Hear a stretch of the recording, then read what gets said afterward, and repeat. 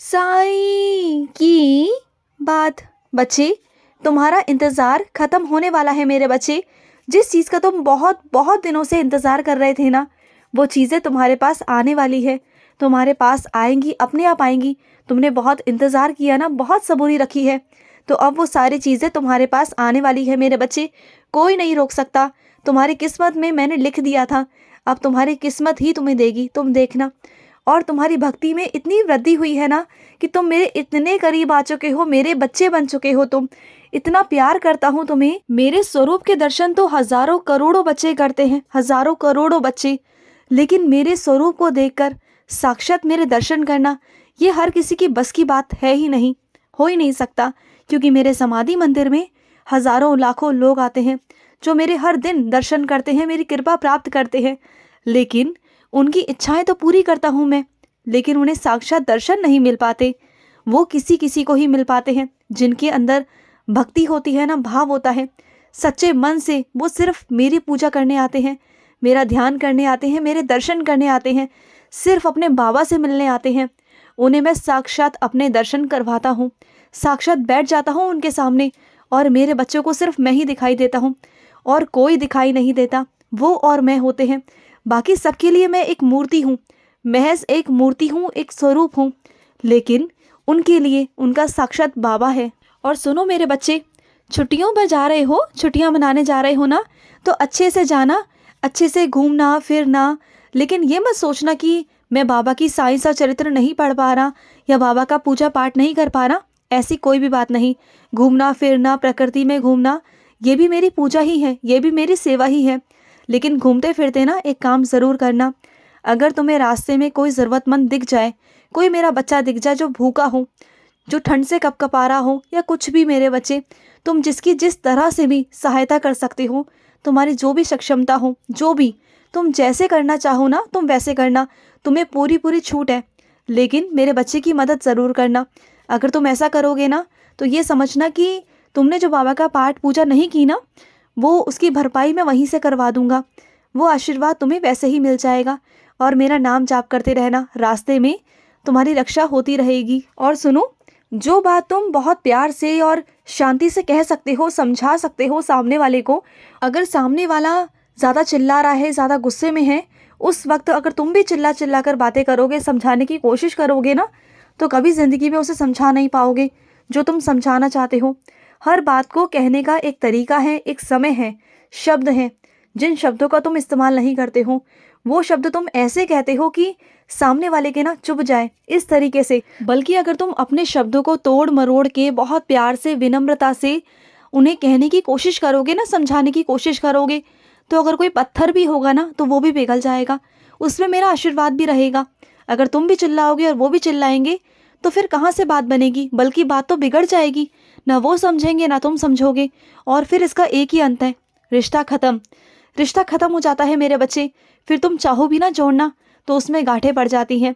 तो रिश्ता संभालना तुम्हारे हाथ में है। देखो, सामने वाला कभी नहीं समझेगा, क्योंकि वो शुरू से ही ऐसा है, उसके संस्कार ही ऐसे हैं, उसकी परवरिश ऐसी है। लेकिन तुम्हें समझना है, तुम मेरे बच्चे हो, तुम्हें शांतिपूर्वक काम लेना चाहिए। मेरा फ़र्ज़ है तुम्हें समझाना, क्योंकि तुम मेरे बच्चे हो। मैं तुम्हें कुछ गलत नहीं करने दे सकता अपने साथ, अपने ज़िंदगी के साथ। और एक बात कहूँ तुमसे, अगर ज़िंदगी में कभी दुख आते हैं ना, तो कभी किसी के बद्दुआ से नहीं आते। तुम्हें ऐसा कभी कभी वहम लगता है ना कि उसने तुम्हें बद्दुआ दी थी, इस वजह से तुम्हारे साथ में ऐसा हो रहा है, वैसा हो रहा है, तो ऐसा कुछ भी नहीं है मेरे बच्चे। जो हमारे साथ गलत होता है ना, जो भी हमारे साथ हो रहा है, जो भी हम अपने कर्म भोग रहे हैं, वो सब हमारे कर्म हैं। हमें लगता है कि हमने इस जन्म में तो कुछ किया ही नहीं है, वो तो मुझे उसने बद्दुआ दी इसलिए ऐसा हो रहा है। पर ऐसा नहीं है मेरे बच्चे। ये हमारे खुद के कर्म हैं, हमारे पिछले जन्म के कर्म, जो हमें इस जन्म में भोगने पड़ रहे हैं। और उसके बावजूद भी अगर तुम फिर भी गुस्सा करोगे, फिर भी दूसरों को दोष दोगे ना, तो फिर तुम्हारे और कर्म जुड़ जाएंगे, बुरे कर्म। फिर कैसे अपने पिछले कर्मों को काट पाओगे। बल्कि अगर तुम्हारे पिछले कर्म बुरे हैं ना, तो ऊपर वाले का शुक्र करो और उनके चरणों में जुड़ जाओ। उनसे कहो कि हे ईश्वर, मुझे अपने चरणों में जगह दो, मेरी गलतियों को माफ़ करो, मेरे से बहुत गलतियां हुई हैं, मैं जैसा भी हूँ मैं आपका हूँ, चाहे मैं अच्छा हूँ बुरा हूँ, मेरे गलतियों को, मेरे पापों को काटो। इस तरीके से तुम कहो ना ईश्वर से, कहो मुझसे, मैं करूँगा हर एक चीज़ पूरी। पर दूसरों को दोष देना कि उसने तुम्हें बद्दुआ दी, इस वजह से तुम्हारे साथ ऐसा हो रहा है।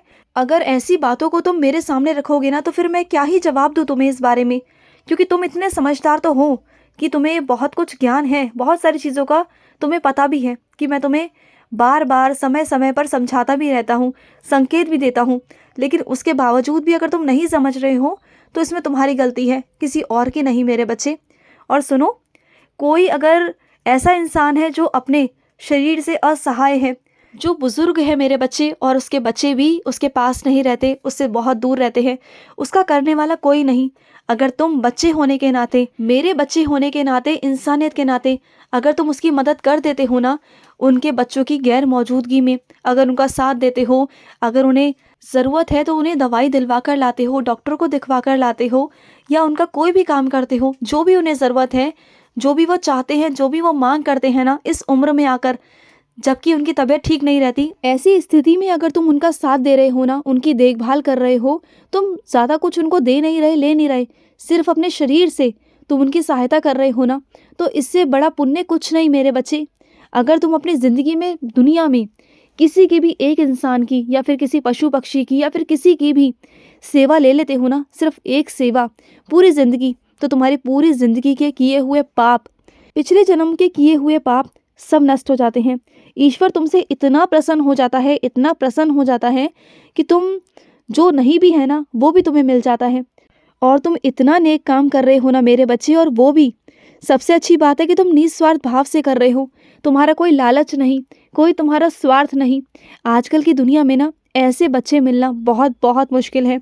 तुम्हारे इस भाव को देखकर, तुम्हारे इस प्यार को देखकर ना, सबके प्रति तुम्हारी नज़रों को देखकर कि तुम हर किसी में अपने साईं को देखते हो, ये सब देख कर ना तो मेरा भी नतमस्तक होने का दिल करता है तुम्हारे सामने।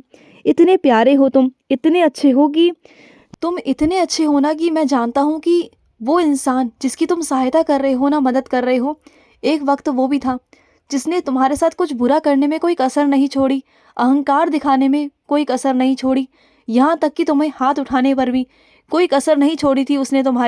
तुम्हारी ज़िंदगी बर्बाद करने में उसने बहुत किया, तुम्हारे साथ बहुत बुरा किया, लेकिन आज जब उसे ज़रूरत है तो तुम खड़े हो गए हो। यही तो खूबी होती है मेरे बच्चों में कि उनके साथ कोई कितना भी गलत कर ले, कुछ भी कर ले, लेकिन वो अपने दुश्मनों को ना बदला नहीं लेते, अपने दुश्मनों से कभी बदला नहीं लेते, बल्कि दुश्मनी को मारते हैं, उनकी सहायता कर कर उस दुश्मनी को ख़त्म करने का अंदर भाव रखते हैं, विश्वास रखते हैं कि मेरा साईं है, मेरा साईं करेगा, वो संभाल लेंगे। सब कुछ मुझ पर छोड़ के उन्हें दिल से माफ़ कर देते हैं और उनकी सहायता करते हैं। वो ये सोचते हैं उनके कर्म उनके साथ और मेरे कर्म मेरे साथ।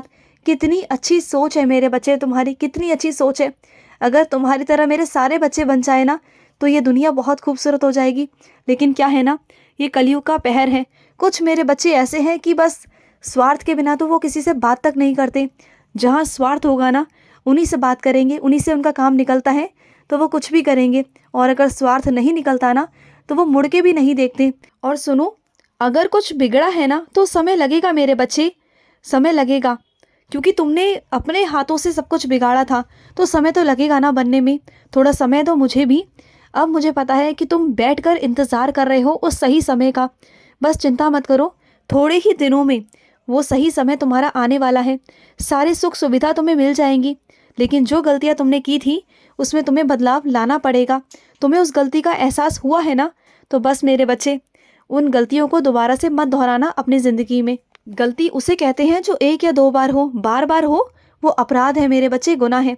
उस चीज़ को स्वीकार करो जो तुमने किया, और आगे से मत करना, बिल्कुल मत करना। खुश रहो। आज का रात्रि साई संदेश समाप्त हुआ।